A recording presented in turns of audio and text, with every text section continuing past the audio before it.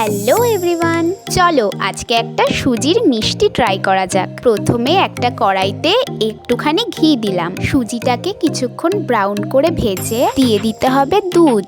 জল এখানে ব্যবহার করছি না। এবার সুজিটাকে এরকম মাখো মাখো করে নিতে হবে। দেখতেই পাচ্ছ কিরকম শুকনো শুকনো করে এটাকে আমি নামিয়ে নিয়েছি। এবার এর মধ্যে অ্যাড করব গোটা মৌরি, দিয়ে দেব স্বাদ মতো নুন, আর যেটা একটু বেশি পরিমাণে দিতে হবে সেটা হলো পাউডার মিল্ক। এবার আর কিছুই না, এই সব কিছুকে একসাথে মেখে নিতে হবে। তারপর তোমরা যে কোনো শেপে এটাকে কেটে নিতে পারো। এরপর বানিয়ে নিতে হবে চিনির শিরা। তার জন্য অনেকটা পরিমাণে চিনি আর একটু জল নিয়ে নিতে হবে। একটু ফ্লেভারের জন্য আমি কয়েকটা এলাচ দিয়ে দিলাম। এবার আর কিছুই না, সুজির টুকরোগুলোকে ভাজো আর চিনির শিরার মধ্যে দিয়ে দাও। সত্যি যেমন দারুণ খেতে তেমনি সফট। আজকে এতটুকুই। Bye bye.